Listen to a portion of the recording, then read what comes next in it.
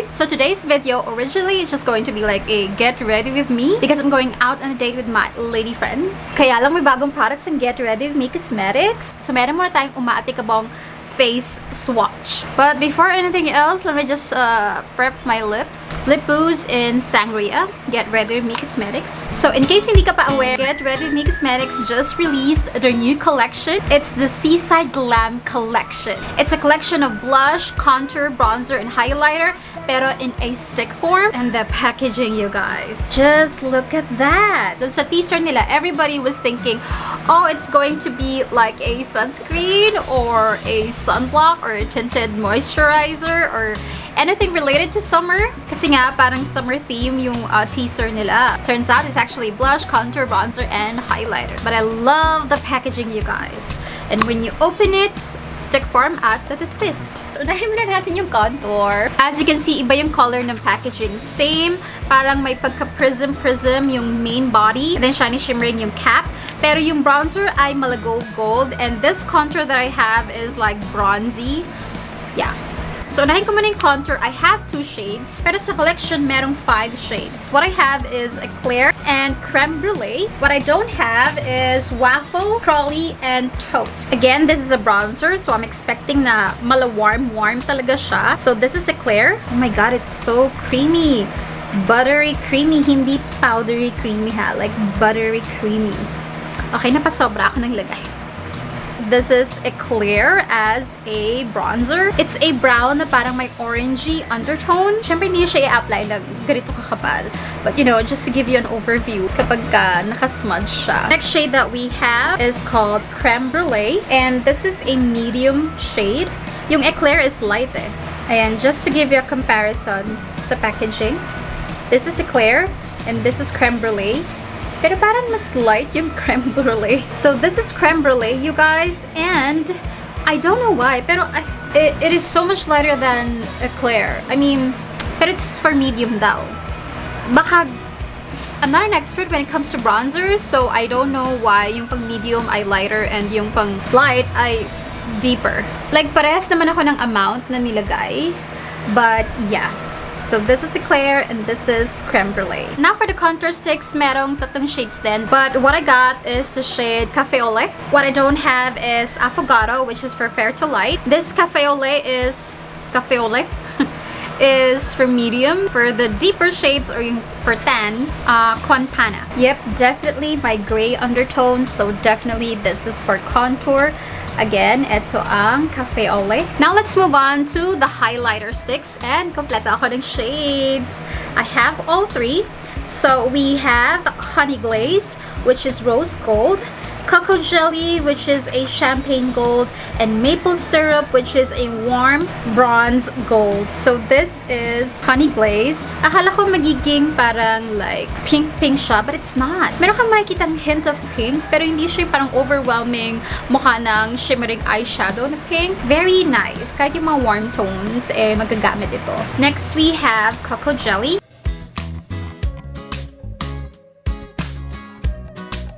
Kita niyo ba si Cocoa Jelly? This is Honey Glaze. And this is Cocoa Jelly na, kita niyo naman diba? Mas more white. Mas more on the color white or silvery side. So that is Cocoa Jelly. And the deepest one, I do believe, Maple Syrup. Oh, ayan. Kita-kita na ang difference. This is more bronzy. This is more parang shiny shimmery beige. And this is my hint of pink. So yan ang tatlong highlighter na dahil multi-use daw siya. All of the products, you guys, all of the sticks, blush, bronzer, contour, at itong highlighter ay multi-use. You can use this as an eyeshadow or like a blush topper. At ngayon, mapunta na tayo sa exciting part. So yung mga blushes, you guys, merong 7 shades, but they only sent me 4. What I have is Sunkissed, Candyman, Pumpkin Spice, and Pink Malibu. I am missing Fig, Bubblegum, and Pablo's Latte. Oh my god, but bakit hindi napunta sa akin yung bubble gum. Ang ganda-ganda ng bubble gum, you guys. It's like light baby pink na may warm undertone daw. Anyway, unahin ko na si pumpkin spice. I'm going to swatch this on my cheeks. Ang buttery niya talaga. Okay guys, so this is pumpkin spice swatch on my hand. And this is pumpkin spice swatch on my cheeks. Pagpasensyahan niyo yung skin ko ngayon I'm in my dry skin era. Meron akong dry patch dito. Like, I can actually feel it. Kasi for the past couple of days, I've been so busy. I've been neglecting talaga my skincare routine. Hindi ako consistent. So, may mga dry patches ako. Yung mga yan, yung mga pula-pula dyan. Dry patches yan. But don't worry, I'll be working on it. But yeah, this is pumpkin spice. And it's a coral. Like, deep coral. Hindi siya yung bright coral. Pero ang pagkaka-describe niya is terracotta peach. Corally pero hindi yung bright. More muted. Alam ba yun? At in fairness you guys buildable yung ano niya. Hindi siya yung parang sinampal ka, unang apply mo pa lang. I'm so sorry for my bad skin. But yeah, this is pumpkin spice. Next shade I'm going to swatch is Candyman. At ito daw ay nude coral peach. Parang hindi naman. Bakit parang pink? Wait lang guys. I swear, in person, mukha siyang pink for me more than corally. Okay, try natin sa cheeks. Ganun kadami agad. Para lang makita nyo, magka-idea kayo. Ayan o, ang lala ng dry patch ko. Don't worry guys, I will work on it. Pero para lang may idea kayo. Ayan o, malapinky na siya for me. Pero I love this. I love Candyman. Oo, kasi it's the closest to like baby pink that I have. Pero feeling ko mas bongga yung bubble gum. Ganda. Pang freshness lang talaga. Everyday freshness. Ayan yung difference nila. This is pumpkin spice. This is Candyman. Diba? Parang mga pink-pink na siya. Next shade that we have is called Pink Malibu. And it's a medium rose pink with warm undertone. Parang hawig siya ni Candyman. Bakit ganon? Pagtabihin nga natin. Okay. Ayan. So, pag pinagtabi mo na, mas deeper etong si Pink Malibu. At eto parang solid pink talaga siya. Saka lumilitaw yung pagiging corally pink. Oo. Corally pink na more on pink. Etong si Candyman. Let's try it on our cheek. Okay ka lang, Bea. Para lang makita nyo. Pink ka, meme. Kitang-kita yung dry patch ko. Lalo na to. But anyway, this is Pink Malibu. At eto talaga solid pink na for me compared kay Candyman. Pero kung ako papipiliin if Pink Malibu or Candyman, I'm gonna go for Pink Malibu. And last but definitely not the least that I have is Sunkissed. It's a dark coral rose with warm undertone daw. Ito dahil summer na palaban. Pack, tomato girl makeup. Ito na yon kung gusto mong ma-achieve yon. Like, it's a really bright red orange. Nakakaloka. Ito talaga may emphasize yung dry patch ko dahil. Nakakatakot. Ito yung blush na, alam mo yung lip tint blush? Oo, ito yon. Sorry guys bad timing ako gumawa ng video. Meron pala akong mga dry patch. Na yan, pero at least you have an idea. Okay, so review tayo ng mga shades. From left to right, we have Sunkissed, we have Pink Malibu, Candyman, and Pumpkin Spice. Definitely go get Sunkissed and then Pink Malibu. Yun ang favorite ko sa apat na to. Anyway guys, gumagabi na. Kailangan ko na maghanda. Let me lather with moisture. When we wake,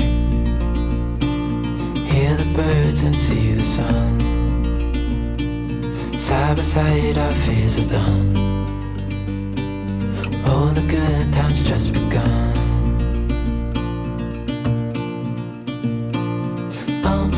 We know what we have, let's hold on tight.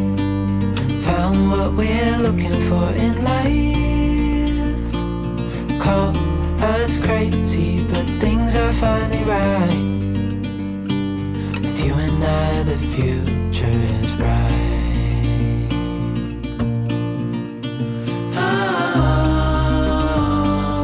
You and I, we got it. We don't need no more. Even in the hard times, you and I can weather any storm.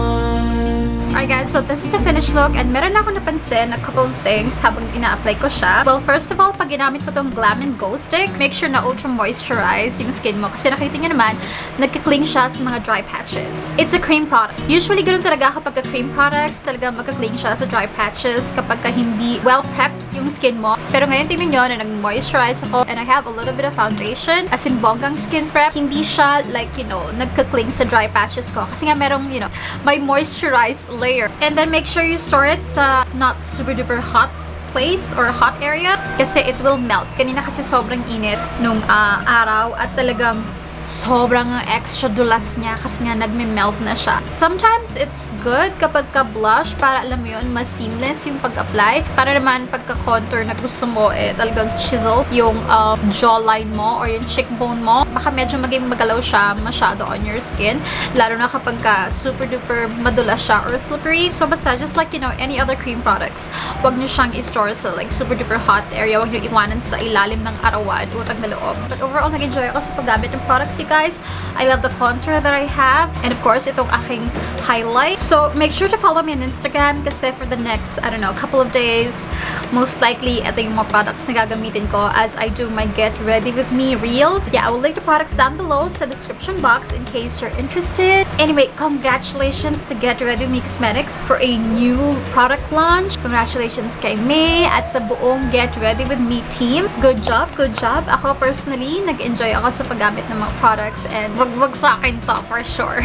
But yeah, that's it for today's video, guys. Thank you so much for watching and I'll see you in my next one. Bye bye.